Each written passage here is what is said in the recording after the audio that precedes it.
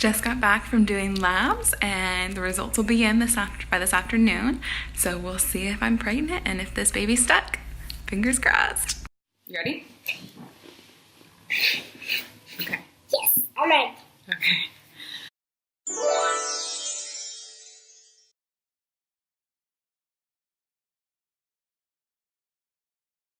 We're pregnant!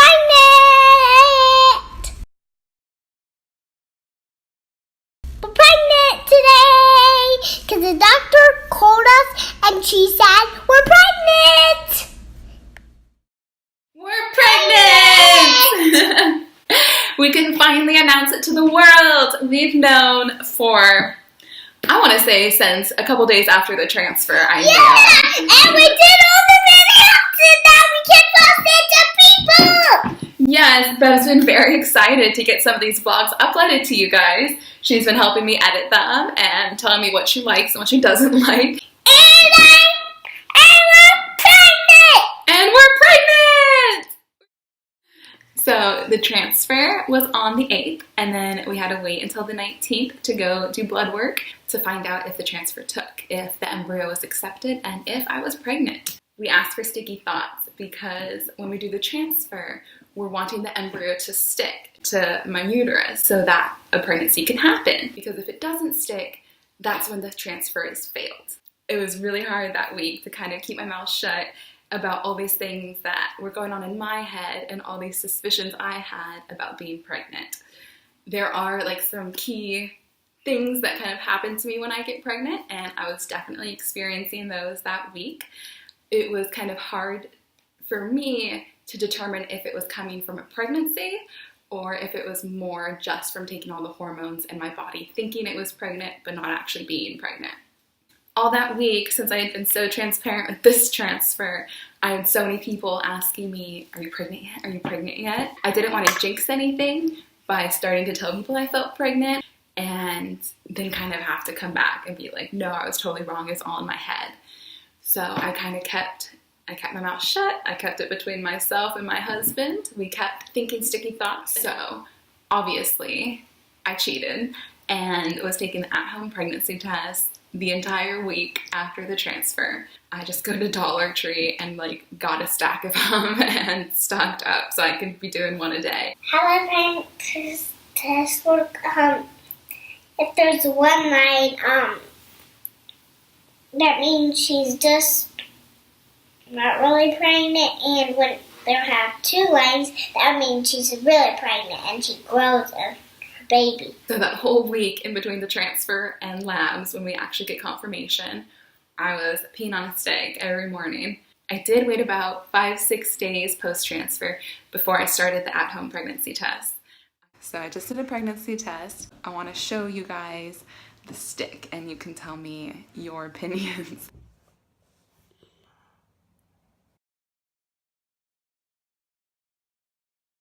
The one I did that morning, there was a very, very faint line. Only expert eyes could see it. I continued to do them that Thursday, Friday, Saturday, Sunday, and each day we watched the line get a little bit darker and a little bit darker until Saturday, there was for sure a line.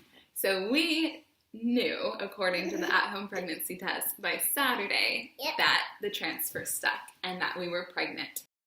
When Monday finally came around, we got to go do labs, said hi to all our phlebotomist friends, got the blood drawn. We had to wait until that afternoon to get the call from the fertility clinic to receive official word if the transfer worked and we were pregnant or not.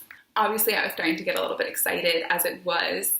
And then Monday afternoon, around 4 p.m., we got the call from the fertility clinic that we were pregnant and the transfer stuck. Right away, we were able to Skype with the parents and we let them know. Is you pregnant? Yes. Did you have two lines? Yes. What? Come sit down. Yeah.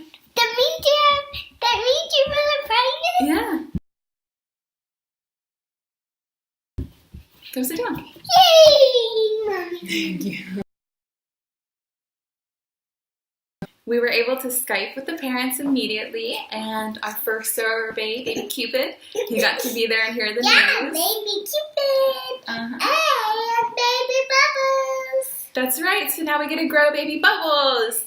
Okay, Baylor and Beverly, and then, I'll say it again, Baylor, Beverly, baby Cupid, and baby Bubbles. That's right. This will be my 4th pregnancy. That's a lot of babies who have shared this uterus, huh? Just 4. There's 1, 2, 3, 4. That's how old I am. That's right. So I pretty much had a baby for every year you've been alive. Yes. That's a lot of pregnancies. Yep.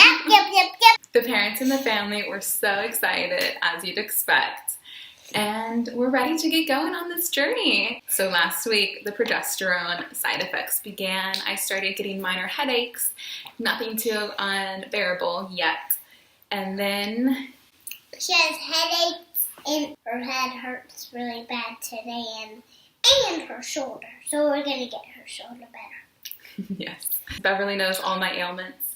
I've had shoulder problems all my life. I grew up doing swim and then playing water polo, and that really took a toll on my shoulders. I have a torn ligament, so we're looking to get surgery on that. And then Mom can play water polo again. Yeah? Yeah. You gonna watch me play? Yeah. And this week, the gnarly headaches set in. I've been starting to have migraines the past couple days. Last night I couldn't really sleep because of them, and this morning I woke up with a really bad headache, which is a fabulous way to start the day. Been focusing on really staying hydrated to try to help combat those headaches. I'm typically an incredible water drinker. As of late, I can't really tolerate plain water. That's been one of the first things I've noticed as far as like aversions and food cravings go. So I've been relying and substituting with lemon cucumber water, bubble water, coconut water, kind of anything that makes it not as bland. As far as cravings go, every time I've had a boy, I've craved savory, very cliche. And when I had Beverly, we actually didn't find out her gender. We wanted that to be a surprise at the birth. And during that pregnancy, I was craving sweet. So we kind of had feelings and signs were pointing towards girl. She's been my only girl. This is my 3rd boy. During baby Cupid's pregnancy, right in the beginning, I couldn't really handle eating any foods. Everything sounded gross. I just wanted super bland, boring food. So mashed potatoes sounded great all the time. And ramen. This time already, right off the bat, I'm craving salty food. The salt kind of counteracts the whole me having problem drinking water, makes that a little bit worse. So that's where we are. I go back in for blood work again next Monday. They check my hormone levels and see if we need to adjust medications. But right now we're sticking with the progesterone every night and the delestrogen every 3 days. I've been doing all the injections myself this time, the first surrogacy journey. My husband gave me all the injections. This time one of my goals was for me to do them, for me to do all of them. I have become a lot more comfortable around needles since being a surrogate. It's kind of unavoidable. It's really empowering to do your own injections. And I don't know, maybe I'm weird. Maybe I'm like twisted, never enjoying it. But I think it's really cool to watch. And yeah, I'm thinking of doing a video more on the injections and kind of what I do every night to help sustain this pregnancy. Let me know if that's something you'd like to see, if you'd be interested in that. We're also thinking of expanding this vlog into just kind of our life, because my entire life is the life of a surrogate. We try to make the most of every day. We try to have the kids active, and we live in Southern California. How can you not go to the beach and be in nature and stay outside all the time? So that's something we really focus on and try to appreciate. Kind of give me feedback. Where do you want this vlog to go? I have an idea in my head of what I want to be sharing here. But let me know if you have any ideas, if you have any thoughts, anything you want to see. To keep following along with our surrogacy journey, make sure you like and subscribe down below. Yep. I'm out. Make sure you subscribe down below. Get alerts every time we post videos. Bye-bye!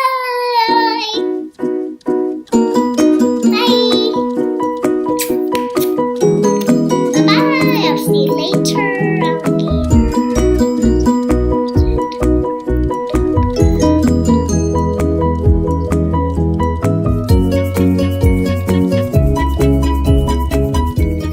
If you want to keep following our surrogacy journey, like and subscribe down below. Would you rather watch baby bubbles grow or not? Or if you want to follow our videos that we did.